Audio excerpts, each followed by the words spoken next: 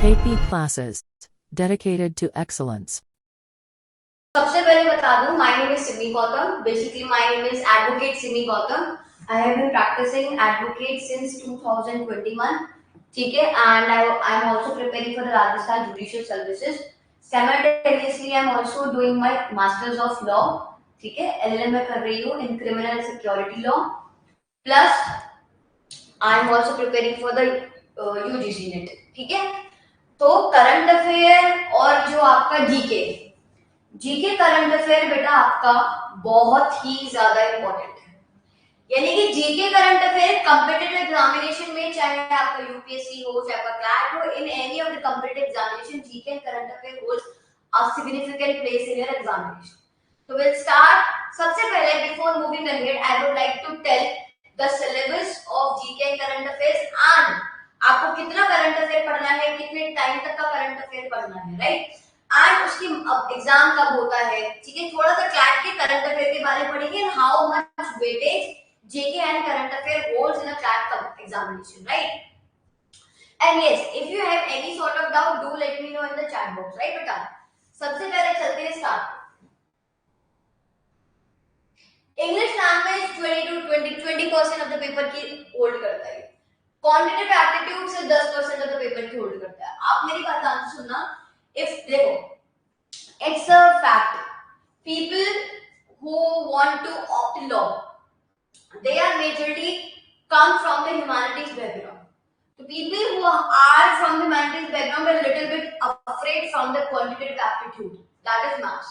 I was also from a humanities background. I genuinely afraid from the maths. But yes, if you are preparing for the CLAT examination, then you need to understand one point that in CLAT में सिर्फ 10 से 12% ही maths आता है, right. Even if a particular person is so weak in maths, तो वो अपना addition, subtraction और multiplication, division कर ले, वो उसका कंप्लीट हो जाएगा। तो पहली बात हमारी क्लियर हो गई, मैथ्स से डरना नहीं है। दूसरा, लॉजिकल रीजनिंग 22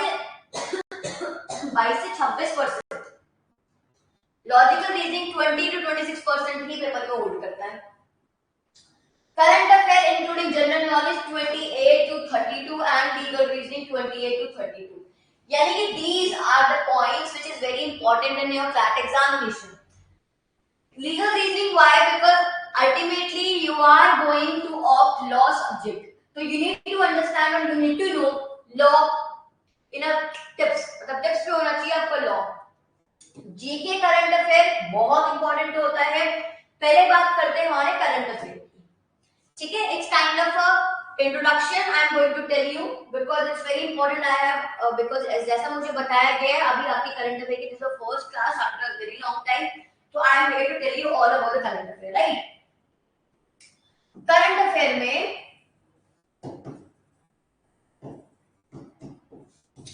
आपको पढ़ना क्या है, तो सबसे पहले मैं आपको बताने वाली हूँ, I am here to guide you for your current affair in GK, but you need to understand one point that you also need to work hard for your current affairs in GK. GK का मैं आपको बताऊंगी कैसे पढ़ना है, कहां से पढ़ना है, करंट अफेयर में आपको बताऊंगी, but for extra knowledge you need to know the points which I will be telling right now। सबसे पहले current affair, if you are preparing for this CLAT, जो आपका क्लैट अभी जो 1 दिसंबर 2024 में जो होने वाला है, क्लैट की डेट रिलीज हो गई, दैट इज ऑन 4 दिसंबर 2024। तो जो बच्चे इस साल प्रिपेयर कर रहे हैं उनको कम से कम पूरे साल का, सबसे पहले 2024 का आप करंट अफेयर प्रॉपर पढ़ेंगे। बट अगर मैं मेजरली बात करूं तो 6 महीने का करंट अफेयर आता है, 6 मंथ्स का। But this is very true कि 6 महीने करंट अफेयर आता है, बट बेटा 2024 के मेजर इवेंट्स भी आते हैं पेपर में, irrespective of the fact whether they are come under the ambit of the 6 months or not, it's none of the business of the examiner, ठीक है। आपको मेजर इवेंट 2024 के पढ़ने ही पड़ेंगे, क्या जजमेंट चाहिए। Now look for the CLAT examination और basically for the law entrance, आपको करंट अफेयर लॉ के पर्सपेक्टिव से पढ़ना है। यानी कि जो आ रही भाई पॉलिटिक्स में ये हुआ, इससे ये हुआ, डजंट मैटर, आपको करंट अफेयर पढ़ना है जो जजमेंट्स आ रखी है। बहुत बच्चों को एक गलत फहमी रहती है कि भाई जो भी यूपीएस जो भी हम पढ़ा रहे भाई ये लॉन्च किसने किया, ये लॉन्च किसने किया, यहाँ पे ये डेवलप हुई, डजंट मैटर। आपको आपको करंट अफेयर पढ़ना है from your legal perspective. Now very important, आप इस मेरे सारे पॉइंट को लिखेंगे नोट डाउन करके। यू नीड टू अंडरस्टैंड और you need to remember current affair from your legal perspective only. ठीक है, अगर आप करंट अफेयर फालतू का पढ़ते रहेंगे तो इट्स नन ऑफ द मतलब कुछ all of your preparation going well, right? तो आपका 6 महीने करंट अफेयर पढ़ना है and I will be teaching you the current affair. Obviously, I will be taking your class current affair की on every Monday, ठीक है? और अगर मैं आपसे मैं आपको प्रॉमिस करती if you are taking my class and you are following my instruction faithfully and blindly, तो I am very damn sure you will be मतलब very satisfied with your GK और करंट अफेयर। आपको सब आ जाएगा, आपको सब tips आ जाएगा। Now number 1, मेरे नोट्स आप पढ़ेंगे जो मैं आपको पढ़ाऊंगी क्लास में एंड मार्क माय वर्ड्स, आप एक क्लास में मिस नहीं करेंगे। दूसरी बात, आप नोट्स हो गया। दूसरी बात, आपको न्यूज़पेपर पढ़ना है। आप द हिंदू ले सकते हैं और आप बेटा इंडियन एक्सप्रेस ले सकते हैं। आप ये दोनों न्यूज़पेपर ले सकते हैं। ये दोनों न्यूज़पेपर बहुत बढ़िया होते हैं प्रिपरेशन के लिए, चाहे आप कैट पढ़ रहे हो या कोई भी अदर लॉ एंट्रेंस पढ़ रहे हो। The Hindu and Indian Express. The Hindu की लैंग्वेज इजी है as compare to the Indian Express. तो मैं अगर जनरली बताऊं, मैं इंडियन एक्सप्रेस अब पढ़ती हूं बट पहले मैं द हिंदू पढ़ती थी। तो I am requesting you to opt the Hindu. Indian Express भी बहुत ब्रिलियंट न्यूज़पेपर है बट यस, आपको इजी लैंग्वेज देखना, आपको कुछ अब इंग्लिश ऑनर्स ऐसा कुछ नहीं करना, इनका हिंदू ले सकते हैं। बाकी that's all up to you, आप कुछ भी ले सकते हैं। प्लस आपको जजमेंट से अपडेट करना है, यानी कि क्या क्या लीगल जजमेंट्स आ रही है उनमें अपडेट करना है आपको, लीगल अपडेट्स आ रही है। अब लीगल अपडेट्स के लिए you can download 2 apps, live law and bar and bench. आप live law and bar and bench ये जो 2 ऐप हैं ये आप डाउनलोड कर सकते हैं। बेटा आपका जीके करंट अफेयर एकदम, I am talking about current affair, अभी पहले करंट अफेयर पढ़ते हैं। करंट अफेयर आपका प्रॉपर एकदम स्ट्रांग हो जाएगा। क्या करना है आपको, आप मेरे नोट्स पे ध्यान देंगे, आप मेरी क्लास पे ध्यान देंगे और जो आपको टेस्ट सीरीज जो आपको केवी क्लासेस जो प्रोवाइड करता है उस पे ध्यान देंगे। प्लस आप 2 ऐप लिखेंगे। मैं आपको लिटरली बता रही हूँ कि भाई आप भी सोचेंगे अगर कि भाई हमारी जो सिमी मैम है उन्होंने बहुत बढ़िया बात बताई है और अगर आप कंटिन्यूअसली फॉलो करेंगे तो बहुत बढ़िया बात है। लीगल अपडेट तो अच्छा, लीगल अपडेट आप कैसे मिलेगी, आपको लाइव लॉ पे मिलेगी। बार एंड बेंच आपको कैसे मिलेगा, आपको लाइव लॉ पे मिलेगा, मतलब इस पे भी आपको अपडेट मिलती रहेगी। ठीक है बेटा, तो ये हो गई हमारे करंट अफेयर की बात। ठीक है, ये हो गई हमारे करंट अफेयर की बात। अब चलते हैं जीके की बात।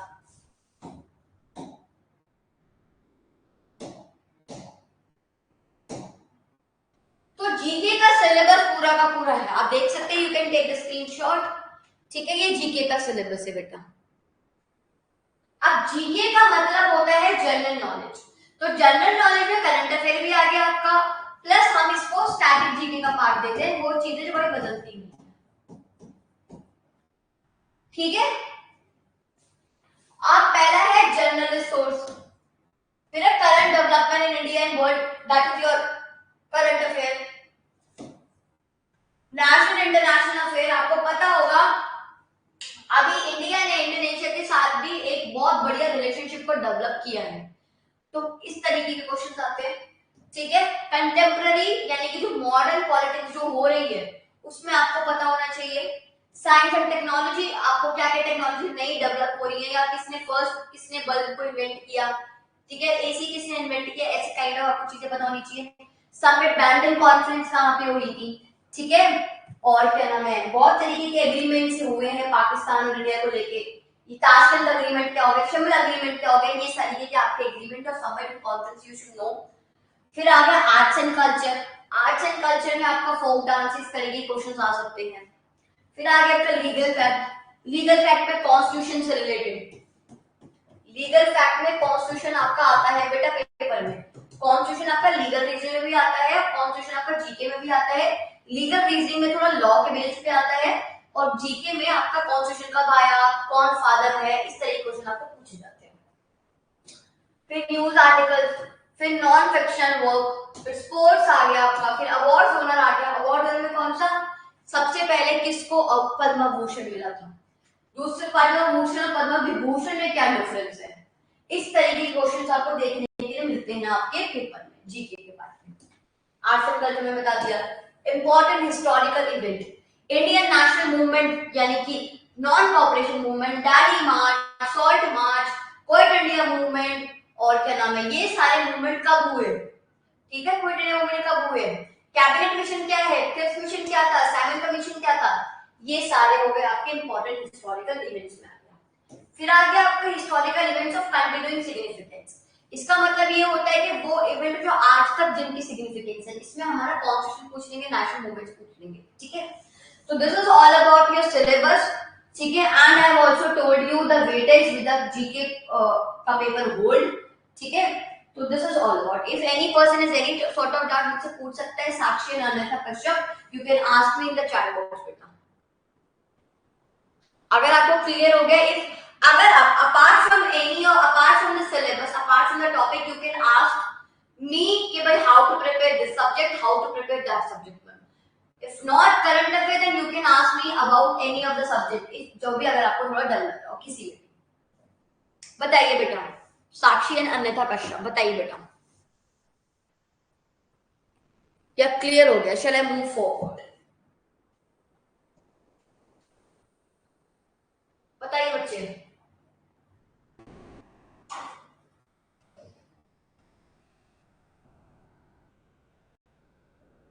मुझे कोई मैसेज नहीं दिख रहा बेटा आपका।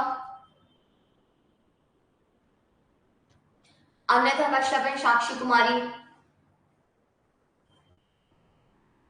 आपका मैसेज ही नहीं कर रहे हो क्या?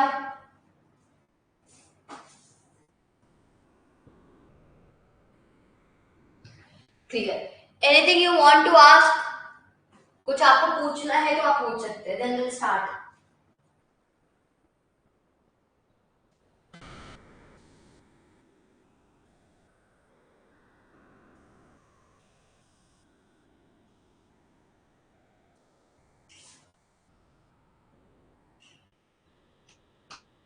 साक्षी बेटा, आपसे मैं एक बार रिक्वेस्ट करूंगी, जब जब मैं आपसे कुछ क्वेश्चन पूछूंगी आप मुझे उसका आंसर देंगे, that's what I expect from you. अब इतना तो तुम लोग मुझे बता ही सकते हो ना, I am taking your name continuously but you are not giving any answers to me. फिर आगे से अगर आपको कोई डाउट आएगा, I will not entertain your doubts.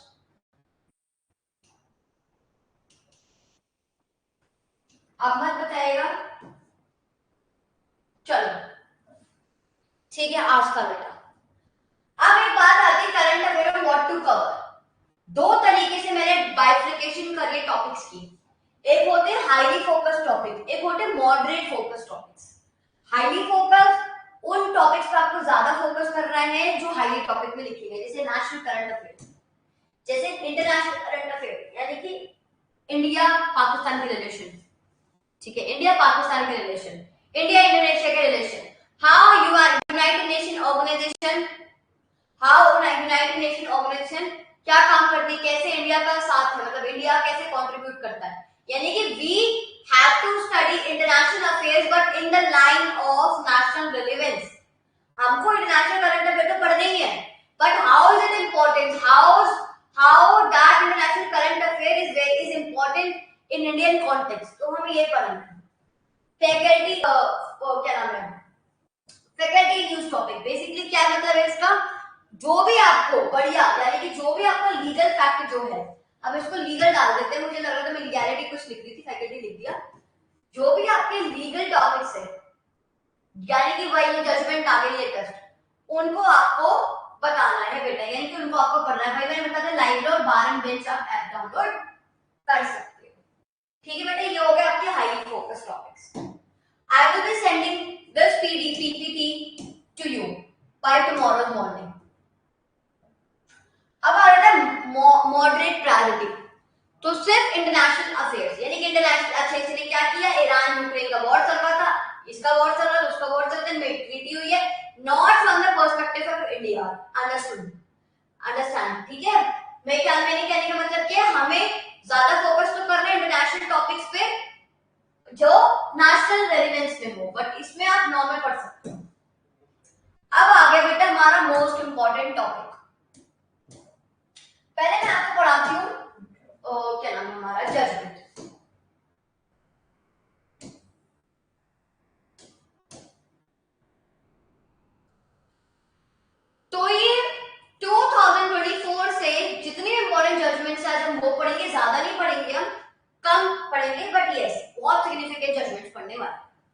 Supreme Court directs High Court to form committees to implement second National Judicial Pay Commission recommendation.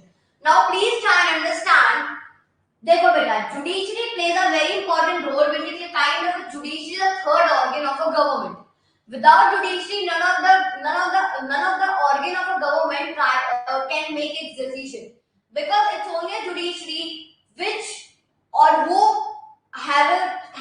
who can check the other organ of the government, right? तो judiciary को हमें corruption से बचाना है basically, ठीक है? You know, corruption ज्यादा बढ़ रहा है, हम किसी बहुत ज्यादा करप्शन बढ़ रहा है. It's not only about the government कभी भी करप्शन नहीं करती. It's only people who do corruption. तो in order to protect judiciary कि वो करप्शन ना करने लग जाए भाई, क्योंकि जुडिशरी में न्याय देता है. इट्स काइंड ऑफ, हम क्यों बोलते हैं माय लॉर्ड, हम क्यों बोलते हैं जजेस को? बिकॉज वो भगवान का ही काम करते हैं. आपको पता होना चाहिए जज के डिसीजन से इंसान को जेल भी हो सकती है और छूट भी सकता है, ठीक है? तो इसलिए सुप्रीम कोर्ट ने हाई कोर्ट को डायरेक्ट किया है कि भाई डिस्ट्रिक्ट जजेस की सैलरी बढ़ाई जाए. क्योंकि literally I am not going to tell you कि भाई डिस्ट्रिक्ट जजेस की सैलरी क्या है. You can check, you have internet, you can check that. तो भाई डिस्ट्रिक्ट जुडिशियल जो डिस्ट्रिक्ट जजेस हैं उनकी सैलरी बढ़ाने के लिए सुप्रीम कोर्ट ने हाई कोर्ट को रिकमेंडेशंस दी है. उन्होंने बोला है कि हर हाई कोर्ट में, क्योंकि हाई कोर्ट क्यों, मैं आपको बता देती हूँ हायरार्की, पहले मैं आपको समझा देती हूँ हायरार्की कैसी होती है. पहले आता है हमारा सुप्रीम कोर्ट, दूसरा आता है high court. Supreme court India में एक है और हाई कोर्ट क्या है बेटा? हाई कोर्ट हमारे every state has its own high court.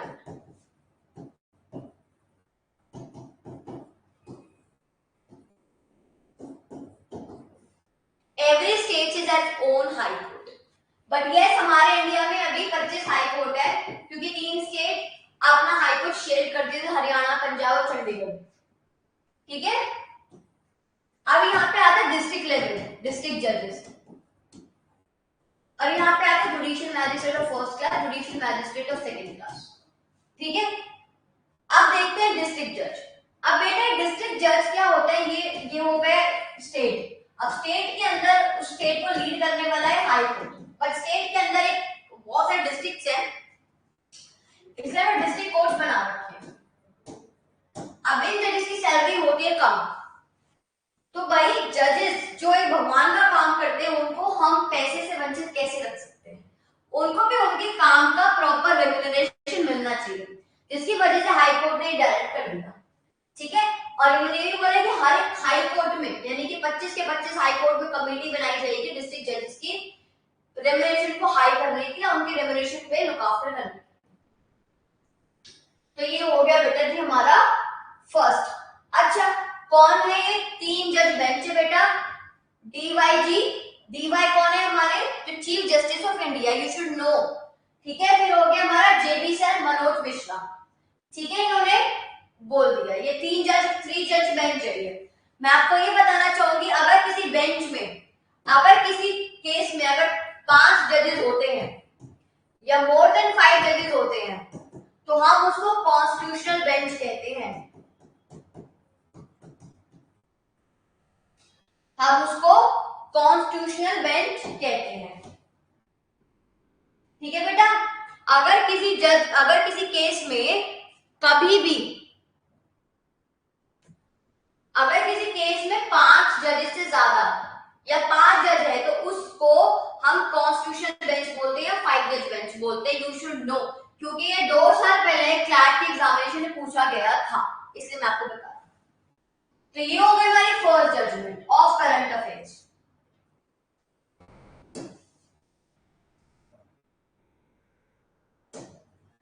फिर आता है बेटा most important case, Bilkis Bano gang rape. कोई बच्चा मुझे इस रेप केस के बारे में थोड़ा बता सकता है? ये रेप केस है क्या? कोई पर्सन मुझे बता सकता है इस रेप केस के बारे में?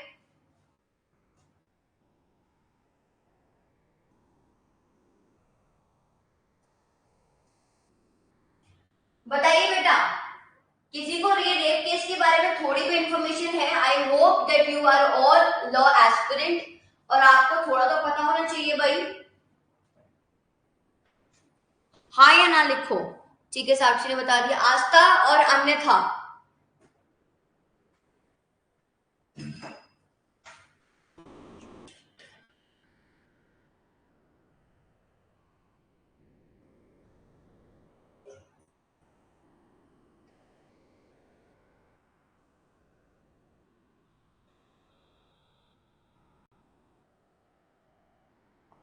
आप दोनों बताइए,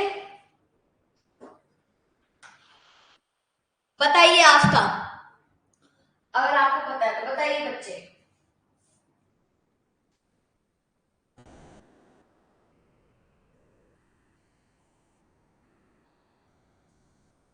बताइए बेटा, डो नॉट वेस्ट टाइम, जल्दी जल्दी बताओ। लिखने में टाइम लग रहा है, कोई बात नहीं, बताइए बताइए।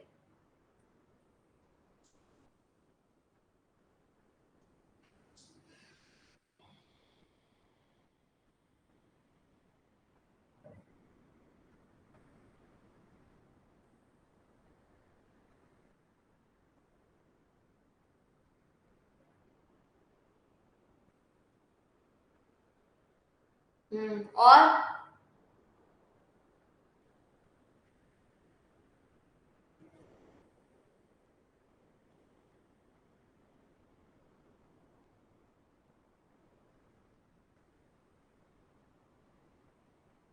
चलो मैं बताती हूँ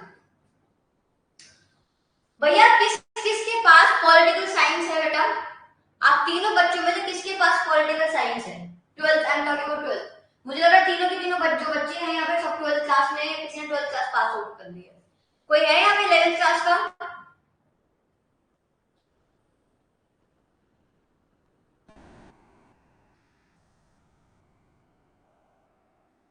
अच्छा ठीक है, जो 12th क्लास के हैं उन सबके पास पॉल साइंस है या नहीं है? जस्ट हाँ या ना बताओ, मुझे जल्दी बताइए। सॉरी,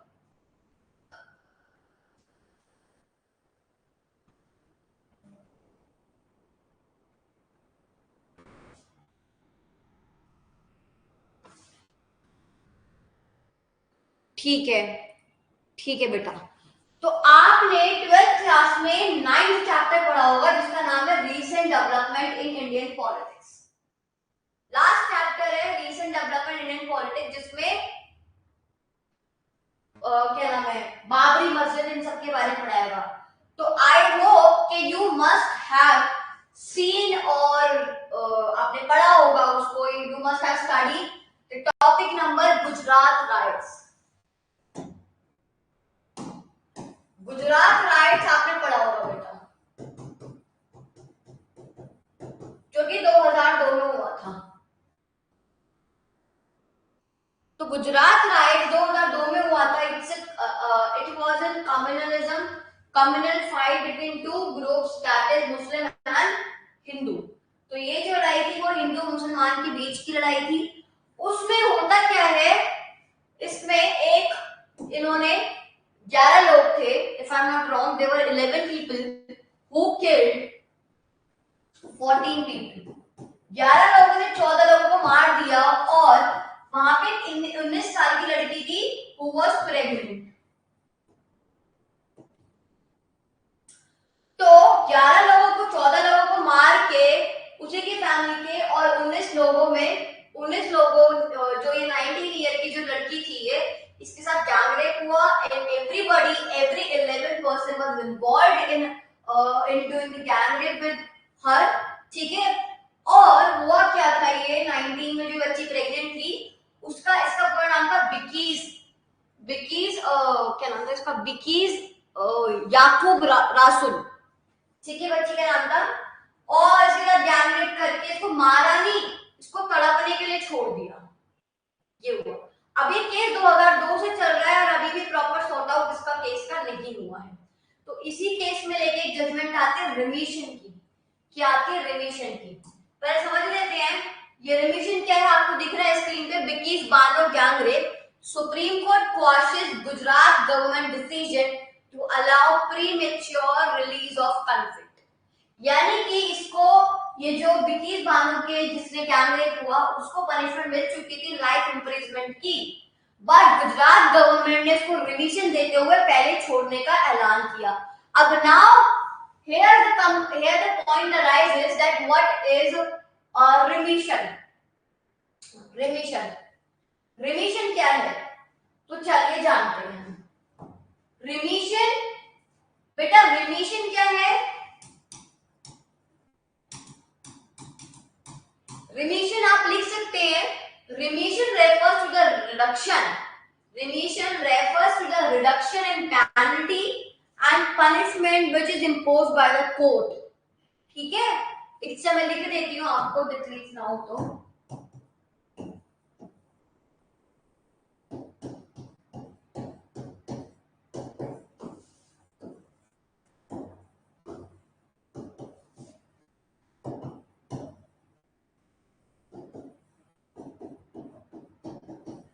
यानी कि जो भी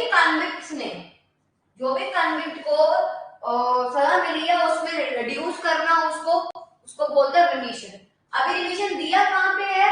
remission article 72 of constitution article 161 में दे रखा है। ठीक है, दोबारा लिख देती हूँ उसको बहुत सुंदर तरीके से।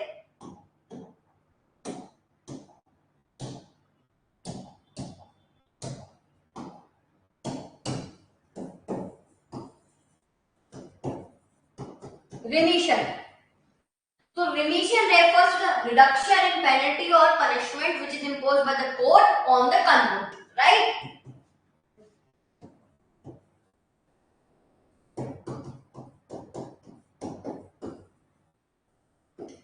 प्लस रिमिशन के बारे में article 72 and article 161 of Indian constitution में दे रखा है। ठीक है, आर्टिकल 72 तो प्रेसिडेंट को पावर देता है रिमिशन की, आर्टिकल 161 गवर्नर को पावर देता है रिमिशन की। ठीक है बेटा, तीनों बच्चों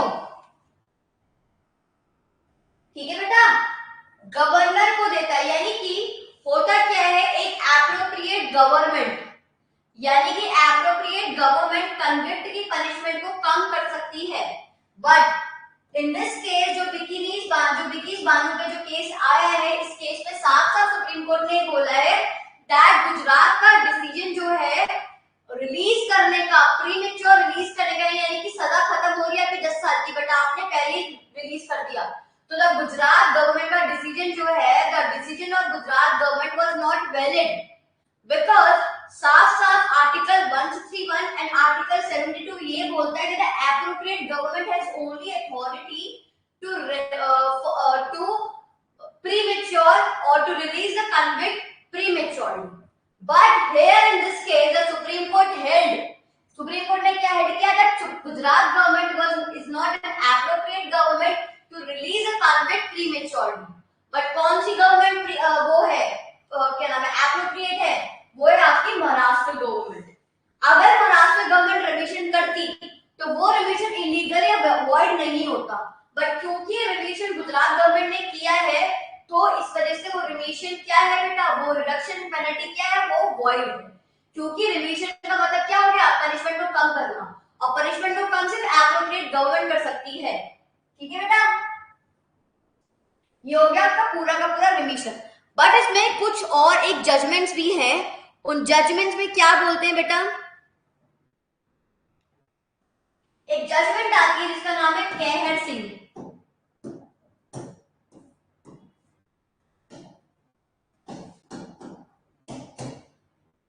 जजमेंट आती है इसका नाम है केहर सिंह।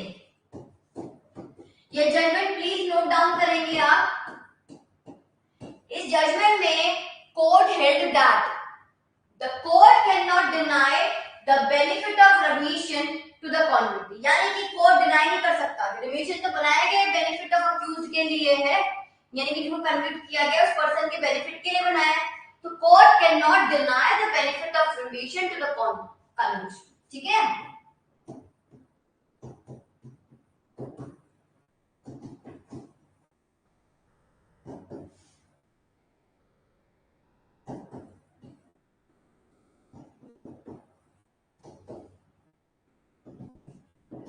ठीक है बेटा, तीनों को यहाँ तक कोई भी डाउट है तो मुझे बता दीजिए बेटा।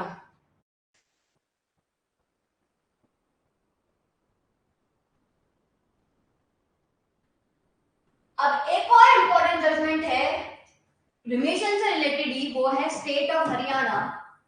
बहुत इंपॉर्टेंट है, स्टार मार्क करिएगा।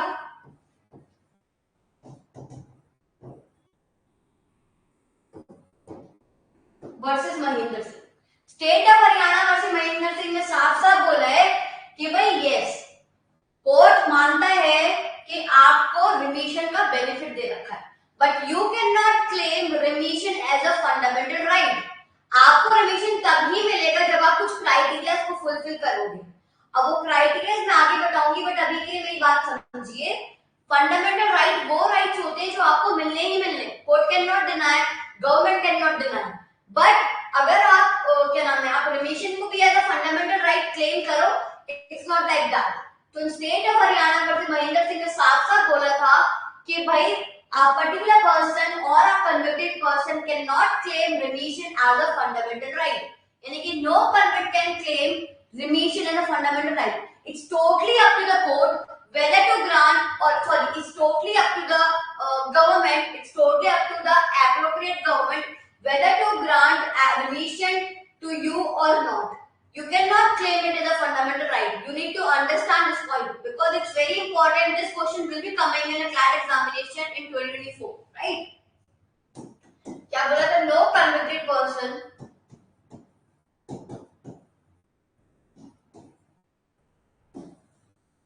can claim benefit of remission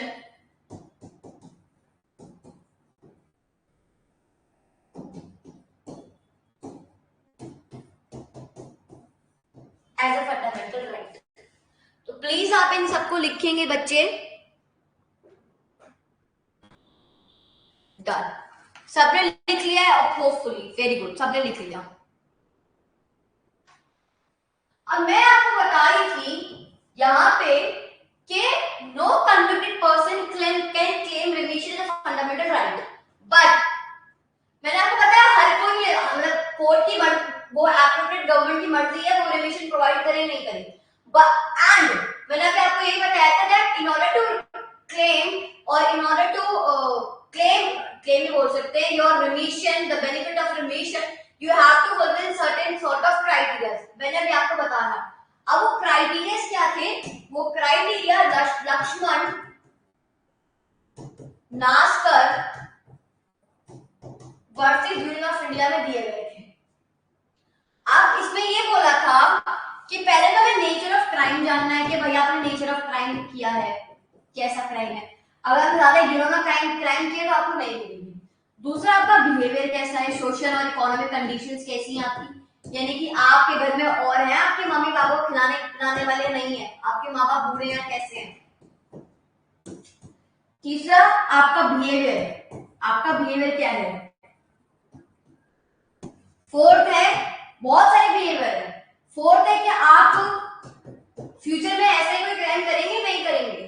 तो ये तरीके मैं बहुत कम लिस्ट बता रही हूँ, मैं सिर्फ वही लिस्ट बता रही हूँ जो आपकी समझ में आ सकती है। तो इस केस में आपको क्राइटेरिया बताए गए थे Lakshman Naskar versus Union of India में कि these are the criteria you have to fulfill in order to claim the benefit of remission from the government, and the benefit of remission can only be provided by the appropriate government only। और यही judgement आती है supreme court की। Supreme court ने साफ साफ बोला है the decision of Gujarat government to release prematurely the convict of Vicky Bano rape case वो वैलिड नहीं है। If the Maharashtra government took the decision for the remission of the 11 people को जो convict किया गया, that was valid। but क्यों valid है? क्योंकि वो appropriate government है। ये appropriate government नहीं, इस वजह से क्या है ये खराब। आप लिख सकते हो, उसके बाद में स्लाइड बनानी है आप लोगों को।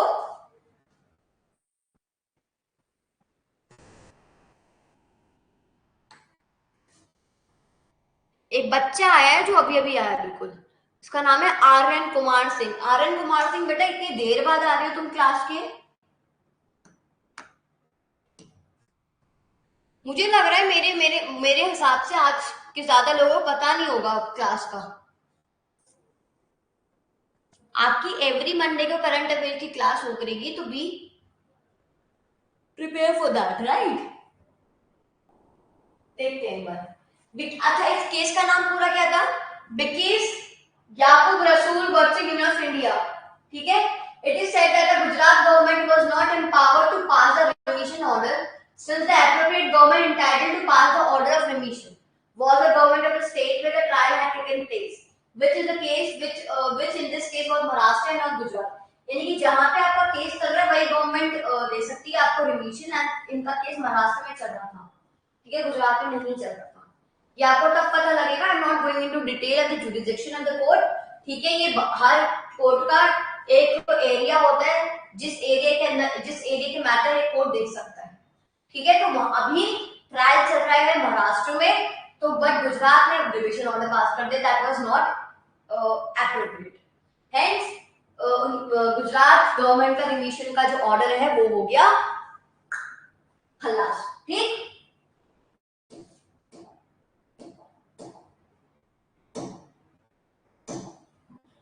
अब आ जाते हैं, पढ़ते हैं एपिलेट कोर्ट वाला,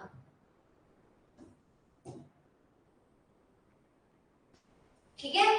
appellate court should give benefit of doubt to accused if view different from the trial court view is possible supreme court. यानी कि you need to understand first what is benefit of doubt. Benefit of doubt क्या है? तो please listen to me very carefully.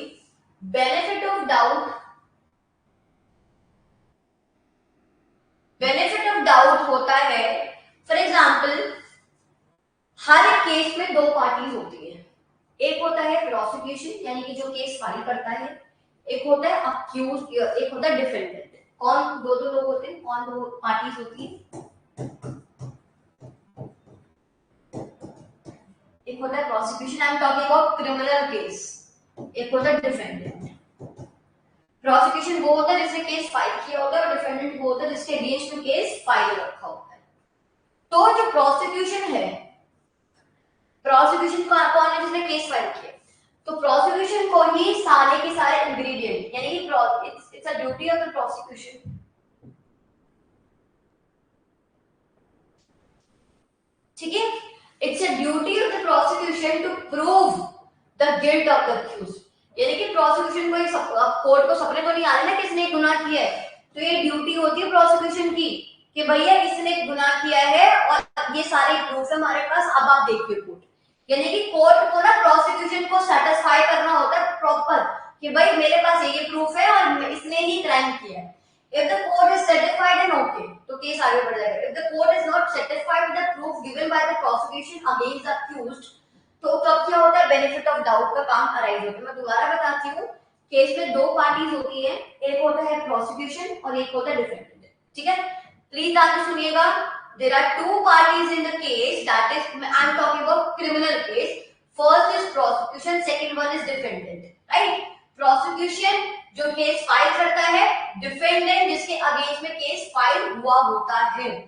Prosecution has to prove के to the court, to the जज कि भाई I have these proof, और मेरे जो प्रूफ है वो साफ साफ ये बताते हैं, I have a lot of evidence which literally indicates that the particular crime has been committed by the accused only. If the court is satisfied with the proof given by the prosecution, then it's okay. If the particular judge or if the particular court is not satisfied with the proof which is given by the prosecution, then the accused get a benefit of doubt. Now understand benefit of doubt क्या होता है? Benefit of doubt का मतलब है doubt दे देना। यानी कि for example एक crime हुआ है, let's take an example, एक crime हुआ है, मर्डर हुआ है, एक लड़का है राम, एक लड़की है सीता, ठीक है। सीता है प्रोसिक्यूशन, राम है अक्यूज यानी कि डिफेंडेंट। अब सीता का जो एडवोकेट है यानी कि प्रोसिक्यूशन बोल रहा है कि मेरे पास ये प्रूफ है और देखो भाई क्राइम इसने किया है, अब राम और अक्यूज, यानी कि अक्यूज ये दिखा देता है कि भाई मैं तो उस दिन था ही नहीं मौजूद, मैं तो था ही नहीं, मैं तो अमेरिका में हूँ पिछले 7-8 महीने से, मैं कैसे इसका मारूंगा, मैं इसको कैसे दिखाई दे जाऊंगा अगली रात को क्राइम से एक दिन पहले। तो यहीं पर कोर्ट को, अब कोर्ट को ऑब्वियसली बात है, मुझे तुम्हें दोनों को लगेगा कि भाई जब ये है ही तो ये तो बकवास बोल रहा है, तो ये झूठ बोल रहा है। तो जब मैं दे दूंगा, जो जज दे देगा अक्यूज को बेनिफिट ऑफ डाउट। तो it's a fundamental principle in the law और in the criminal court, in the criminal case, that the prosecution को सारे इंग्रेडिएंट, सारे प्रूफ दिखाने पड़ते हैं कोर्ट को, जिससे कोर्ट को यही लगे हाँ भाई क्राइम इसने किया है, बाकी बात देखेंगे। प्रीमा फासेली कोर्ट को यही लगना चाहिए कि भाई इसने क्राइम किया, उसको प्रूफ करना डिसप्रूफ करना वो आगे काम देखेंगे। इसी को बोलते हैं अगर प्रूफ नहीं कर पाता in the very initial stage, if the prosecution is not able to prove that the crime has been committed by the other party, then वहीं पर ही कोर्ट अक्यूज को देता है बेनिफिट डाउट। यानी कि बेनिफिट ऑफ डाउट का मतलब भाई तू तुझे हमने बाइबल बली कर दिया, अब तुम एक्विट हो गए, तुमको छोड़ा जा रहा है, क्योंकि भाई तुम्हारे पास प्रूफ ही नहीं है ना। अब तुम आओगे, तुम बोलोगे कि मैम मुझे तो बच्चे थप्पड़ मारा, अब तुम्हारे पास प्रूफ ही नहीं है और बच्चे एब्सेंट है, तुम्हारे पास प्रूफ ही नहीं है, तो मैं कैसे बोल दूंगी, तुम उसको मारोगे नहीं ना, तो डांटोगे नहीं उसको। इसी को बोलते हैं रिलीज कर देना। अगर प्रोसिक्यूशन प्रूफ कर पा रहा है कि हाँ भाई इसने किया है तो ठीक है, अगर नहीं कर पा रहा तो भैया बेनिफिट ऑफ डाउट मिल जाता है। ठीक है बेटा, समझ में आ गया भाई सारे बच्चों को?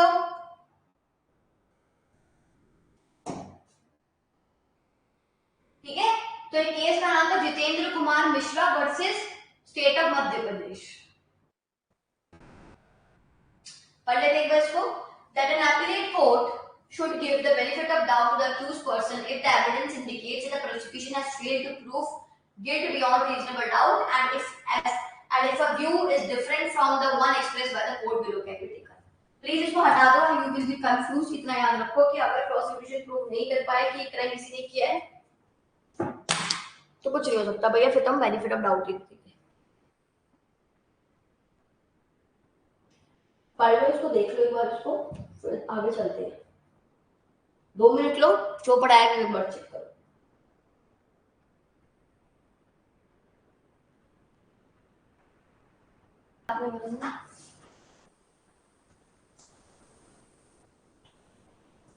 तनी बच्चे कैसे हो तुम लोग यार?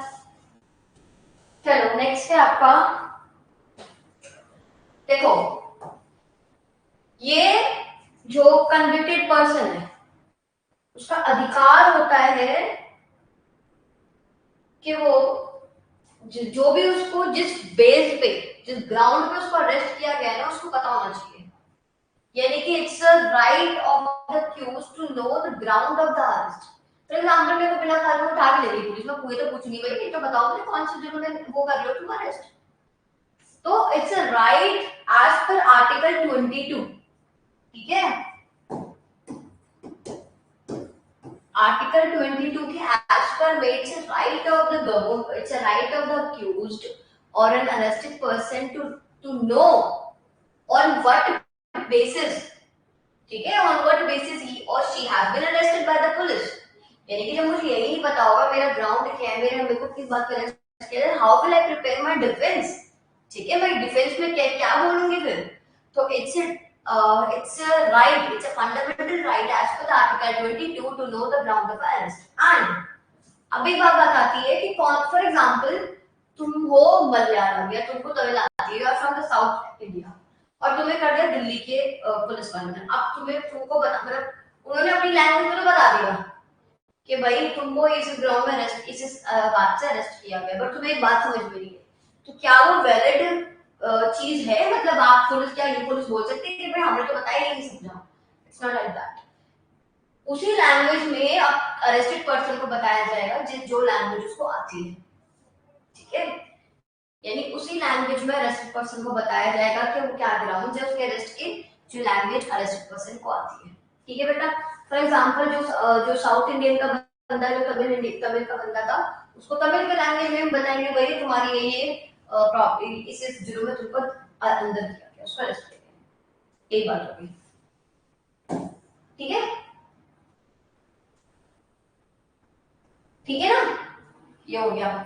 अब इस जजमेंट में लिखा गया है अगर पुलिस ने ऑलरेडी उसको एक पर्चे पे लिख के या किसी तरीके से उसको पता लग गया है कि भाई तुझे इस मामले में अंदर किया गया है, तो नो नीड टू गिव और information to the arrested person के। अब मैं फॉर एग्जांपल मैंने पर्चा भी दे दिया लिख के, बंदा पढ़ा लिखा है और मैंने उसको यहाँ लिख दिया कि तू मर्डर के और रेप के जुर्म में तुझे अंदर किया गया।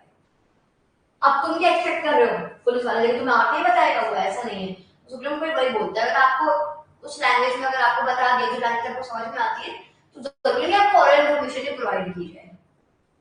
ठीक है, यही बताया था। Court said that under article 22 clause 5 of the constitution of India, a detainee must necessarily be informed of the ground of a detention along with the relevant document as soon as he may be in a language that he understands, as well as informed of his right to make a representation questioning in detention।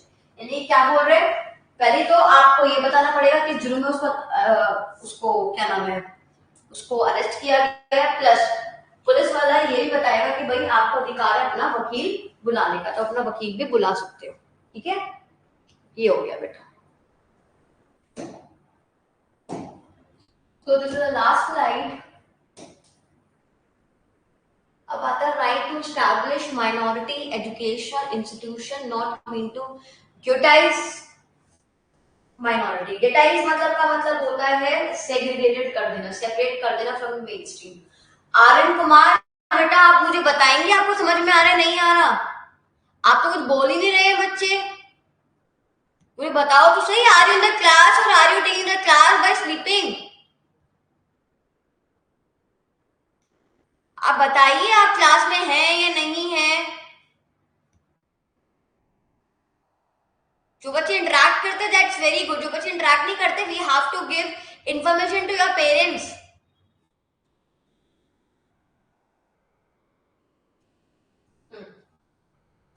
Right to establish majority education institute not mean to ghettoise minority. Ghettoise का मतलब होता है बेटा segregate कर देना, यानी कि अगर हम माइनॉरिटीज को फंडामेंटल राइट दिया गया आर्टिकल 29 और 30 में, अगर हम माइनॉरिटीज को आर्टिकल 29 30 में एजुकेशन इंस्टीट्यूशन खोलने का राइट देते हैं, इट डजंट मीन कि हम उनको सेग्रीगेट करना चाहते हैं from mainstream. What Indian constitution aims for the minorities कि भाई there is always a perception कि भाई majority will always dominate minority, and वो परसेप्शन रख के ही कॉन्स्टिट्यूशन मेकर्स ने माइनॉरिटी को 29 और 30 में फंडामेंटल राइट दिया कि they can practise their religion, they can conserve their script language, and they can also open their education institution in their own language, right? For example Jamia Millia Islamia, जैसे हमदर्द university हो गई, ये सारी जो यूनिवर्सिटी है ये मुस्लिम रिलीजन ने ही खोली, यानी कि उनको कहां से अधिकार मिला? 29 30 में। तो the perfect example for the article 29 30 तो यही बताता है कि अगर हमने कॉन्स्टिट्यूशन ने अगर आपको एजुकेशन इंस्टीट्यूशन सेपरेटली खोलने का अधिकार दिया, डजंट मीन कि हम आपको सेग्रीगेट करना चाहते हैं। What constitution aims to remove the discrimination between the majority and minority by giving extra privilege to the minorities, and this is what this slide says. ठीक है, ठीक है बेटा। It clear that the right of minority to establish and administer education institution under Article 30 is not meant to ghettoize any religious community. Ghettoize का मतलब क्या हो गया बेटा? Segregate करना है, separate करना from the rest of the majority people. ठीक है, तो this is all about the today's session. ठीक है, please take 2 to 3 minutes to study or to revise all of this. ठीक है, उसके बाद मुझे 2-3 स्लाइड जो आपको बताने हैं, that is important, right? वो थोड़ा करंट अफेयर है, थोड़ा हल्का फुल्का न्यूज से रिलेटेड है। पढ़िए इसको फिर मैं बताती हूँ। जब क्लियर हो गया तो मैं आगे चल देती हूँ, आप मुझे बता सकते हैं जैसा इफ यू वांट। अच्छा रिपीट बताती हूँ, ठीक है। What happens in article 29 and 30, ठीक है, फंडामेंटल राइट मिला हुआ है माइनॉरिटीज को कि भाई आपको अपनी एजुकेशन इंस्टीट्यूशन खोलने का अधिकार है, जिसमें आप अपने ही कम्युनिटी के लोगों को ज्यादा रिजर्वेशन देके उनको अपना रिलीजन को प्रैक्टिस कर सकते हो, आप अपना लैंग्वेज अपना कल्चर को कंजर्व कर सकते हो। अब ये जो स्लाइड है, ये स्लाइड का बोलता है सुप्रीम कोर्ट इस बात में कि भाई हमारा जो कॉन्स्टिट्यूशन जब बना था, हमारे कॉन्स्टिट्यूशन ने हमारे कॉन्स्टिट्यूशन जिन लोगों ने बनाया था, तो कॉन्स्टिट्यूशन मेकर्स ने इस वजह से आपको फंडामेंटल राइट दिया ताकि आप माइनॉरिटी के लेवल पे आ जाओ, क्योंकि there always a perception that the majority will always dominate minority. So by perceiving, after perceiving this notion in the minds, constitution maker grant 29 and 30 article to the minorities for their protection to the culture and to the religion, right? तो इसी language में बोला गया है कि अगर हमने आपको आपकी पर्सनल एजुकेशन इंस्टीट्यूशन जो आपकी कम्युनिटी के लिए सूट करे, जो आपके रिलीजन, आपके कल्चर में ट्रेडिशन वगैरह आपको प्रिजर्व कर रहा है, हमने आपको इसलिए नहीं दिया ताकि आप पूरा मेजॉरिटी से अलग हो जाओ. नहीं, we are providing your this right 29-30 for your protection. ठीक है, ये बता रहा है इसमें. तो जामिया मिलिया इस्लामी, हमदर्द यूनिवर्सिटी, ऐसे कई यूनिवर्सिटीज हैं जो एक रिलीजन को ही ज्यादा सपोर्ट करती है, और वो उनको ये जो राइट है, जो उनको जो पावर है, उनको कहां से मिली? Article 29 and 30. ठीक है, ये सारी बातें बताता है.